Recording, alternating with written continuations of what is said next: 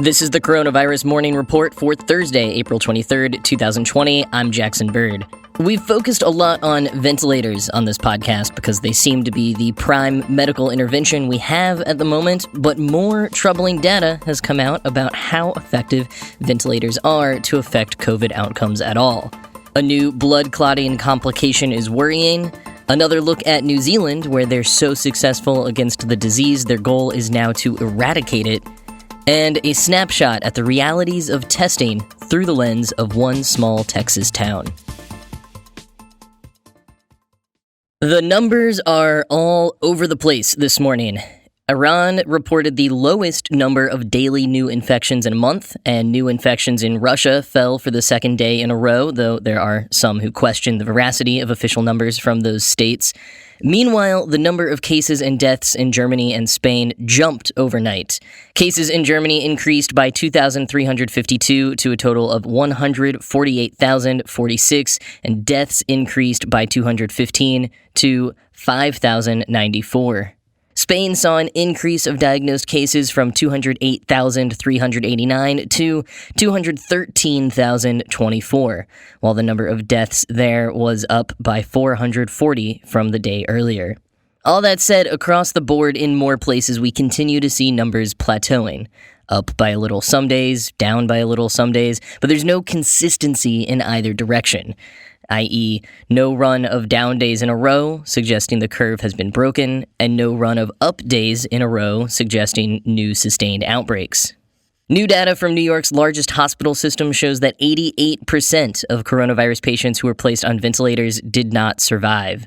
Meanwhile, doctors are seeing a mysterious complication involving blood clots showing up in many fatal COVID-19 cases, quoting the Washington Post.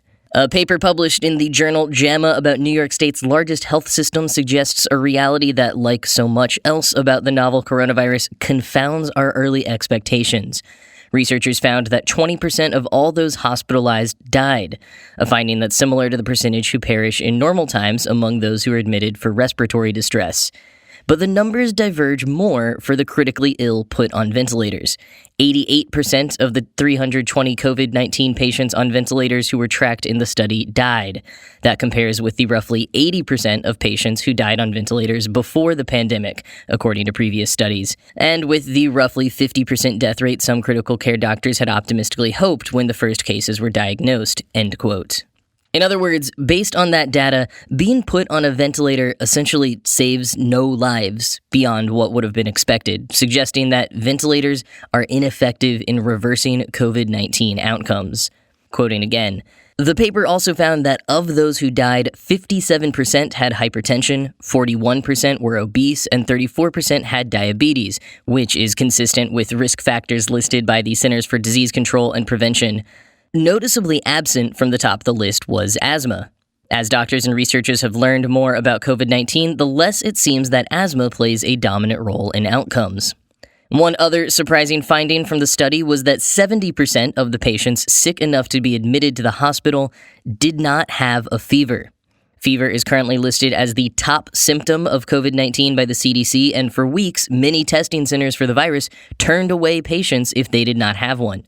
Davidson said that as a result of those findings, Northwell is encouraging people with underlying health conditions, such as hypertension and diabetes, who are potentially exposed to the virus and who might not have a fever, to consult with a doctor sooner rather than later, end quote. We'll have more on that mystery surrounding blood clotting in the next segment. Workers returned to a Boeing plant in Washington state for the first time in 3 weeks yesterday. More signs of specific hotspots in otherwise relatively lightly impacted states, quoting the Washington Post. In Arkansas, maximum security prison now makes up more than 38% of the state's positive COVID-19 cases. During a Tuesday briefing, Governor Asa Hutchinson updated the state's number to 2,227 cases, with approximately 850 inmates inside Cummins Prison having tested positive for the virus. On the previous day, Arkansas had 1,923 cases. End quote. There's a new study out suggesting that saliva can be as effective as nasopharyngeal swabs for detection of coronavirus cases, thereby potentially allowing self-collection that can reduce direct provider-patient interactions, lowering the risk to the healthcare system and demand on the testing supply chain. i.e., if we can get spit tests, it would be easier for everyone to test themselves at home without having to go in person to a medical professional to administer a test that sticks a swab deep into your face. We spoke last week about the testing backlog in California. If you look at the overnight charts, there was a huge jump in reported tests from California in the last 48 hours. That was the backlog in California finally getting cleared out. But if you account for those California numbers, the data suggests that testing remains constrained at a tight upper bound. If you exclude California, nationwide, the U.S. did 146,857 tests for coronavirus on April 15th. Yesterday, April 22nd, we did 146,157 tests. So almost exactly flat. As Dr. Ashish Jha tweeted, "We shut down because we didn't have testing. We're about to open up with the same level of testing capacity we had originally, which was deemed so insufficient as to necessitate shutting down in the first place. Everything seems about to change except for the key factor that we had been hoping would allow everything to change." And finally, we'll end this segment with something kinda on the lighter side. With all the events closing down or being postponed this year, from Oktoberfest to the Olympics, I guess we need to add one more to the list. The Insane Clown Posse has canceled its annual Gathering of the Juggalos festival until next year. Quote, "The bottom line is simply that we refuse to risk even one Juggalo life by hosting a gathering during these troubling times. In closing, we want everyone to heed the words of Fred Fury and Flip the Rat. Be safe, watch your step, and take it easy. You can't replace what you mean to our team. Without you, tell me where the F we'd be." As someone said on Twitter, having ICP become the calm voice of reason and measured science-based responses to the crisis, that was not on my bingo card. COVID-19 appears to be having strange and lethal effects on the blood of infected patients, new reporting indicates. The medical community is increasingly concerned that coronavirus causes blood to clot in unexpected ways and places, even for patients on anticoagulant medication. Quoting from the Washington Post, "Many doctors are reporting bizarre, unsettling cases that don't seem to follow the textbooks they've trained on. They describe patients with startlingly low oxygen levels, so low that they would normally be unconscious or near death, talking and swiping on their phones. Asymptomatic pregnant women suddenly in cardiac arrest. Patients who, by all conventional measures, seem to have mild disease, deteriorating within minutes and dying at home. With no clear patterns in terms of age or chronic conditions, some scientists hypothesize that at least some of these abnormalities may be explained by severe changes in patients' blood," end quote. The report says that autopsies on some COVID-19 patients have found microclots throughout their lungs. These clots can travel to the heart or brain, causing heart attacks or strokes. Quoting again from the Post, "The first sign that something was going haywire was in legs, which were turning blue and swelling. Even patients on blood thinners in the ICU were developing clots, which is not unusual in 1 or 2 patients in one unit, but is for so many at the same time. Next came the clogging of the dialysis machines, which filter impurities in blood when kidneys are failing, and jammed several times a day. Then came the autopsies. When they opened up some deceased patients' lungs, they expected to find evidence of pneumonia and damage to the tiny air sacs that exchange oxygen and carbon dioxide between the lungs and the bloodstream. Instead, they found tiny clots all over. Although there was no consensus on the biology of why this was happening and what could be done about it, many doctors came to believe the clots might be responsible for a significant share of U.S. deaths from COVID-19, possibly explaining why so many are dying at home," end quote. Doctors aren't sure yet if coronavirus is attacking blood vessels directly or is provoking such a ferocious inflammatory response that the body starts consuming its own clotting factors. In Ebola, this tends to result in bleeding.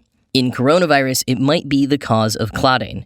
And as we've discussed before, comorbidity factors for coronavirus tend to be cardiovascular in nature rather than respiratory. For example, asthma is not a top risk factor, whereas obesity is. The issue remains under active investigation, and we'll give you more updates as we get them. In the meantime, some hospitals have started to give COVID-19 patients blood thinners as a preventative measure.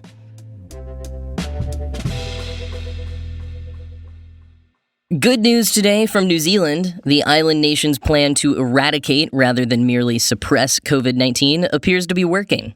Prime Minister Jacinda Ardern said, "We have done what very few countries have been able to do. We have stopped a wave of devastation. Our transmission rate, the number of cases each person with the virus passes it on to, is now 0.48, less than half a person each. Overseas, the average is 2.5 people. We have amongst the lowest number of confirmed cases per 100,000 people in the world," end quote. As of Wednesday, New Zealand reported 1,451 cases and 13 deaths, with most of those occurring in nursing homes. How has New Zealand achieved this? First, the implementation of stringent lockdown measures. Second, a relentless focus on testing and contact tracing each case. Quote, "Nearly every case identified since April 1st is as a result of overseas travel or contact with someone with the virus, often in existing clusters," Ardern explained. Quoting from the CBC, "Whereas most countries have focused on flattening the curve of cases to ensure healthcare systems aren't overwhelmed at the peak of infections, New Zealand's government decided early on it would go a big step further and try to wipe out COVID-19 completely. It's only a viable strategy if you do it early enough. It becomes harder to do it the longer you leave it," said Susie Wiles, an infectious disease expert at the University of Auckland, end quote. The country does plan to partially ease some of the lockdown measures starting next week, but will keep certain fundamental measures firmly in place. Quoting again from the CBC, "After April 27th, Wiles says the plan is to keep New Zealand's borders closed to international travelers and to carefully track every new COVID-19 case that turns up, seeking out and isolating anyone who had contact with the infected person. If your contact tracing and testing is good enough, then you can minimize outbreaks. You can find cases and stop that spread," end quote. And following on from New Zealand's success story, some important context for us here in the United States. Despite a lot of attention being paid to anti-lockdown protests and the moves of some southern state governors to reopen parts of their economies, the vast majority of Americans support continued shelter-in-place measures, according to a new Reuters Ipsos poll. Quoting from Reuters, "A bipartisan majority of Americans said that they want to continue to shelter in place to protect themselves from the coronavirus, despite the impact to the economy," according to a Reuters Ipsos opinion poll that also showed a decline in approval of Trump's response to the pandemic. The poll, released Tuesday, suggested that only a minority of Americans agree with the recent flare-up of protests against social distancing initiatives. Their numbers have been growing over the past few weeks, however, mostly among Republicans. Overall, in the national online poll from April 15 to 21, 72% of adults in the United States said people should stay at home until the doctors and public health officials say it's safe. That included 88% of Democrats, 55% of Republicans, and 7 in 10 independents. It also found that 45% of Republicans said stay-at-home orders should be lifted to get the economy going again, up from 24% of Republicans who said the same thing in a similar poll that ran March 30th to 31st. U.S. President Donald Trump has demanded businesses reopen and stay-at-home orders be rescinded, putting him at odds with several state governors. He also announced late Monday that he is suspending all immigration into the United States in light of the attack from the invisible enemy, end quote. In practice, the suspension of immigration amounted to suspending the issuance of permanent residence green cards for 60 days. The order will not apply to workers entering the country on a temporary basis. Despite fears of a potential second wave of coronavirus infections and consequential deaths, some states are moving to upend the national patchwork of stay-at-home orders as early as this week. Shops were allowed to reopen in South Carolina on Tuesday. Many businesses will be allowed to reopen in Georgia on Friday. Colorado will allow some businesses to open next week, still with social distancing measures. Other states are keeping most of their stay-home measures in place for now, including the Western States Pact of California, Oregon, and Washington, and the Multi-State Council of New York, New Jersey, Massachusetts, Connecticut, Pennsylvania, Rhode Island, and Delaware.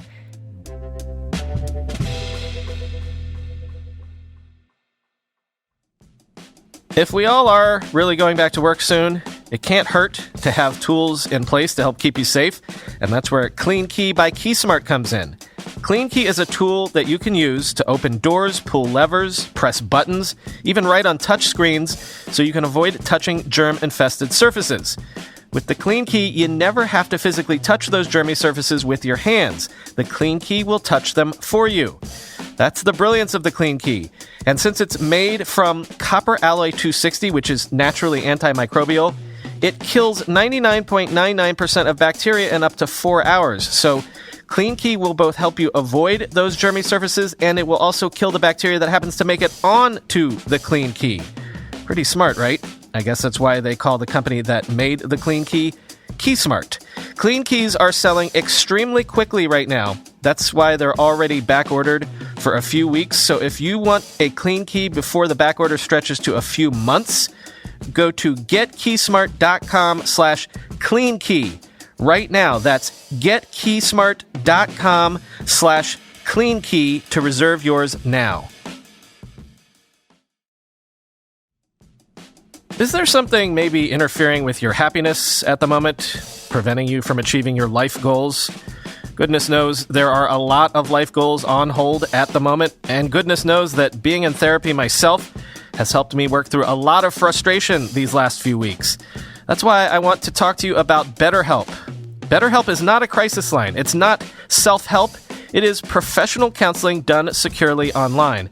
BetterHelp will assess your needs and match you with your own licensed professional therapist. You can start communicating in under 24 hours. In a way, BetterHelp can do things in-person therapists can't. There's a broad range of expertise available on BetterHelp, which may not be locally available in many areas. The service is available for clients worldwide, and it's on call anytime you need it. You can log into your account anytime and send a message to your counselor. Visit betterhelp.com/report. That's BetterHelp.